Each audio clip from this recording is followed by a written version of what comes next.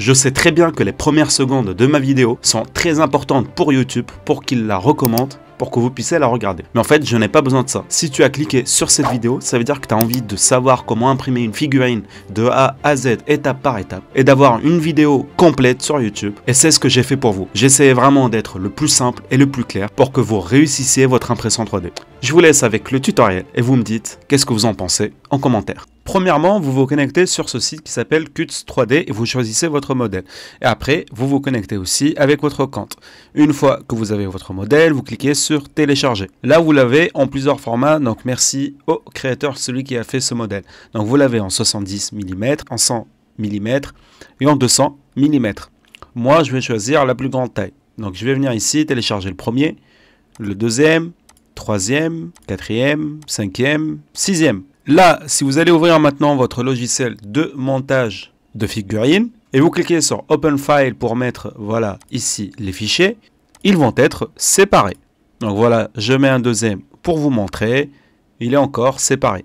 Moi, j'ai une autre méthode. J'aime bien en fait quand la figurine elle est au complète, comme ça je m'embête pas après à les mettre moi tout seul. Du coup, on va utiliser deux logiciels et à vous de trouver celui que vous voulez utiliser le plus. Le premier logiciel que je vous montre, il s'appelle Meshlab. Je vais vous montrer aussi comment l'utiliser pour fusionner tous les fichiers STL. Donc vous cliquez sur File, Import Mesh, et là vous allez importer les 6 que vous avez téléchargés en dernier, et vous faites ouvrir. Si vous avez un message ici en plein milieu de l'écran, cliquez sur OK. Et voilà, toutes les pièces de ma figurine sont fusionnées en un seul fichier. Maintenant, il nous reste une dernière étape à faire, c'est de cliquer ici sur Filters, venir ici dans Mesh Layer, et après dans Flatten Visible Layers. Hop, et vous cliquez dessus. Comme ça, vous allez fusionner aussi les fichiers qui sont là à droite.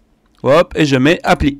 Et voilà, vous avez ici tous les fichiers qui sont tous rassemblés en un seul dossier. Vous cliquez après sur Close et vous allez dans File, Export Mesh As. Et là, vous mettez votre fichier là où vous voulez l'avoir. Moi, je vais l'appeler par exemple Santa Claus. Santa Claus, c'est pas grave.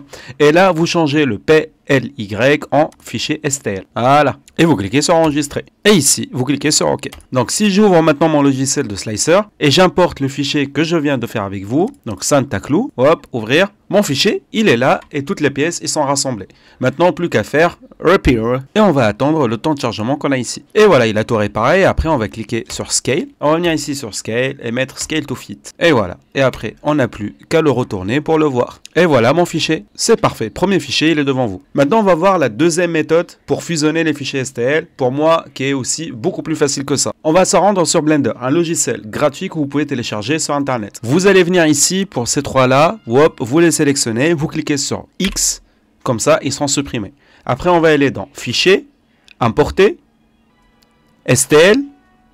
Vous allez dans Téléchargement et vous mettez les 6 derniers fichiers que vous avez téléchargés tout au début. Donc celui-là, lui et lui. Après, vous cliquez sur Import STL. Et ça va faire tout seul automatiquement. Dès que le rendu sera fait, tous les fichiers seront fusionnés. Je fais zoom arrière.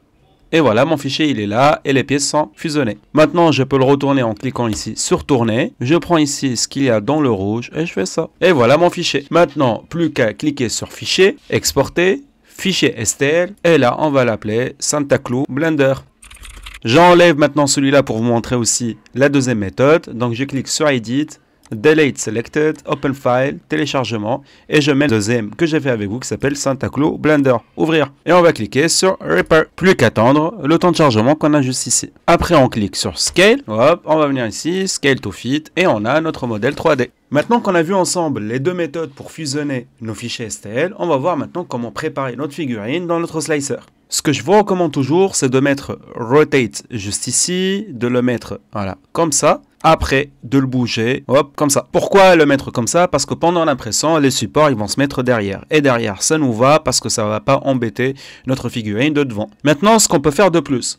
Au début, on a réparé normalement avec le Basic Repair. Maintenant, on va faire le Advanced Repair. C'est une autre méthode, mais pour bien réparer notre fichier, pour qu'il n'y ait pas d'erreur d'impression. Donc moi, je recommande aussi de toujours l'utiliser en deuxième cas. Une fois qu'on a réparé notre figurine en entier, il ne nous reste plus qu'à faire le hollow pour que la résine elle puisse y aller à l'intérieur de notre figurine. Comment le faire? C'est simple. On va cliquer ici sur notre figurine et cliquer sur hollow. Là, on va laisser tout par défaut et cliquer sur Apply Update. Et maintenant, on va descendre pour vérifier notre figurine.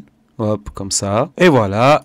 elle m'a l'air parfaite. Maintenant, plus qu'à mettre le support et ça sera la dernière étape de la préparation de notre figurine. Ici, vous avez 3 modèles. Donc soit light, medium ou heavy. Moi, je recommande toujours d'utiliser le medium. Après, si c'est vraiment une petite figurine, utilisez le light. Donc là, je mets medium et je clique sur Generate Automatic Support. Là, il va me générer tout seul les supports qui vont être derrière notre figurine. Voilà les supports générés. Maintenant, on voit bien ici en fait que ça dépasse un peu. C'est simple, on va venir ici dans Scale et on va cliquer sur Scale. Après, on va recliquer sur Support. Et là, je vais regarder en détail en fait là où il va mettre les supports pour voir là où ça va gêner après pendant l'impression 3D. J'ai l'impression qu'ici, par exemple, ça sert à rien de mettre ce petit support là. Donc, on va cliquer sur Manuel Editing et on va venir ici. Hop, et enlever le support qui est dans l'oreille. Hop, Remove. Donc, vous cliquez dessus une fois, Remove, une fois, Remove. Ici, je vois aussi qu'il en a mis beaucoup. On n'a pas besoin de tout ça. Hop, on enlève. De ce côté-là aussi. Celle-là aussi. Ces deux-là. On va attaquer maintenant sa main et on voit qu'il y en a vraiment beaucoup. On va commencer à les enlever. Ceux qui vont servir à rien. Comment savoir ce qui va servir et qui va pas servir? C'est en fait quand tu vois deux boules l'une sur l'autre, ça sert vraiment à rien. C'est de la perte de résine et plus ça va être un peu difficile après de les enlever. Maintenant, j'en rajoute là où je vois qu'il n'y a pas du tout de support. Et après, finalement, je clique sur Apply. Et voilà, il m'a l'air parfait. Dernière étape, on va cliquer ici maintenant sur Slice. Maintenant, je déroule avec la flèche, voilà, pour voir mon impression. Je clique ici sur Preview Image. Je vois bien en fait que toute la figurine, elle va être imprimée. Le temps, il m'indique 12h30. La dernière étape qui consiste à Save a Slice File dans le disque dur où je vais insérer mon flash sur l'imprimante 3D. Et je vous emmène avec moi tout de suite pour faire le reste. On va commencer par dévisser les 4 vis que vous avez ici. Vous la remettez dans votre imprimante, bien sûr dans le bon sens. Vous vérifiez bien que ça bouge comme je vous le montre ici dans la vidéo. Vous allumez votre imprimante, vous cliquez sur Tools, après sur Move Z, et là, vous cliquez sur le bouton Home, comme ça elle va descendre tout en bas, tout seul, sans que vous faites rien du tout. Rappelez-vous de mettre ce papier fourni avec l'imprimante avant que ça descende. Maintenant, on appuie sur Z égale 0, cliquez après sur Enter, et après encore une fois sur Enter. Vous ne touchez plus maintenant à l'imprimante le temps qu'elle fasse l'enregistrement de la position, vous attendez quelques petites secondes, elle va s'arrêter toute seule. Maintenant, vous tenez comme ça avec votre main doucement et un peu fortement pour que ça ne bouge pas et vous commencez à visser vraiment les 4 vis bien pour que ça soit stable. Une fois qu'on l'a bien vissé et qu'on l'a remonté un peu, on enlève le papier. On va venir maintenant dans Move Z et on va cliquer sur les 10 mm tout en haut à droite et après la flèche haut pour la monter vers le haut pour qu'on puisse mettre notre couvercle. On met notre couvercle bien droit et après on commence à le visser avec les 2 vis fournies. On prend maintenant notre bouteille de résine et on commence à la bien secouer. Et le meilleur moment lorsque je commence à verser ma résine dans mon imprimante 3D.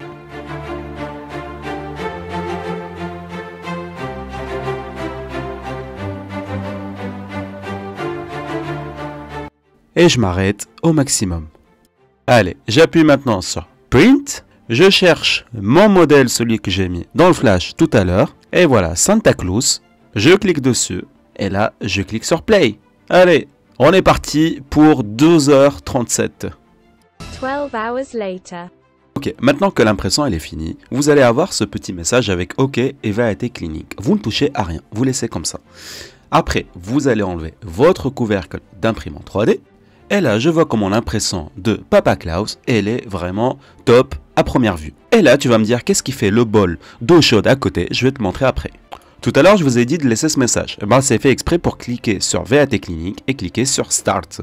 Comme ça, vous allez enlever la couche de résine qui est collée dans votre couvercle. Vraiment, ça c'est top pour cette imprimante 3D. Et le message maintenant te dit, c'est top, la résine collée a été enlevée. C'est parfait. Maintenant, plus qu'à dévisser pour y aller nettoyer le couvercle de notre imprimante. Et comme tu le vois, grâce au VAT Clinic, tu vois que la résine qui a été collée, vraiment, maintenant, elle va s'enlever facilement juste avec les mains. Une petite pause pour que je te montre le matériel que j'ai pris sur Amazon, seulement avec 15 €. Vraiment, tu as tout ce qu'il faut pour bien préparer ta figurine après l'impression 3D. Je te laisse le lien dans la description si jamais tu veux acheter le même kit que moi. Très important, commencez à enfiler vos gants avant de manipuler la résine. C'est très important. Première chose, on va commencer à enlever notre Papa Klaus du couvercle. Si jamais vous n'allez pas faire d'autres impressions là tout de suite, vraiment, n'hésitez pas à nettoyer votre couvercle et votre support juste après l'impression. J'en doute qu'il y a des résines qui sont collées dans notre couvercle parce qu'on a fait le VAT cleaning. Mais quand même, je vérifie qu'il n'y a pas de résidus. Maintenant, plus qu'à remettre la résine qui me reste dans ma bouteille de résine. Et je continue de nettoyer le reste avec de l'isopropanol à 99 degrés, que j'ai acheté aussi sur Amazon et je vous mets le lien dans la description. Pensez aussi à bien nettoyer votre imprimante 3D, vous mettez un petit peu de l'isopropanol et vous passez délicatement sur votre imprimante 3D. Ça marche à tous les coups. Je vous ai parlé aussi du seau avec de l'eau chaude. Vous prenez maintenant votre figurine et vous la mettez à l'intérieur de l'eau qui bouillonne et vous allez voir après les supports, ils vont être enlevés rapidement et vous n'allez pas avoir de problème pour enlever vos supports. Et voilà, le tour est joué. Maintenant, on prend notre pince et on continue d'enlever les supports là où c'est un petit peu délicat de les enlever. Et comme tu vois dans la vidéo, parfois je mets la figurine dans de l'eau chaude, comme ça va me faciliter même avec la pince d'enlever le support qui reste. Et voilà le résultat, comme je vous le montre ici dans la vidéo. La méthode de l'eau chaude, ça fonctionne très bien. Allez, maintenant on actionne notre Wash and Cure Plus. On enlève le couvercle, on rajoute un peu d'alcool dedans parce que je vois qu'on n'a plus beaucoup et on insère notre figurine à l'intérieur. On met le couvercle, on vérifie bien que ce paramètre est en wash et après je tourne ici pour le mettre à 10 minutes. Clique sur le bouton pour un premier lavage. Et voilà ma figurine qui vient de sortir de sa douche. Maintenant, avant la deuxième douche qu'on va lui faire, on va prendre notre lisseuse de ponçage et on va venir derrière dans la figurine et commencer vraiment à poncer pour enlever les petits points de support qu'il y a sur son dos. Voilà, exactement comme ça. Et une fois que c'est fait, on va la remettre dans la douche. Allez, maintenant place à notre UV. Du coup, on va mettre notre plaque, comme ça, et après on va remettre le couvercle en haut. Et il faut bien vérifier qu'il est en train de tourner et qu'il ne bloque pas. On place notre figurine au plein milieu de notre couvercle. Ici, on met bien cure et non pas wash. Et on met 4 minutes. On baisse bien celui-là pour que ça touche aussi le haut de notre figurine. Après, on met notre couvercle pour nous protéger. Et on clique sur le bouton. Allez, place à la peinture. Ici, vraiment, amuse-toi bien.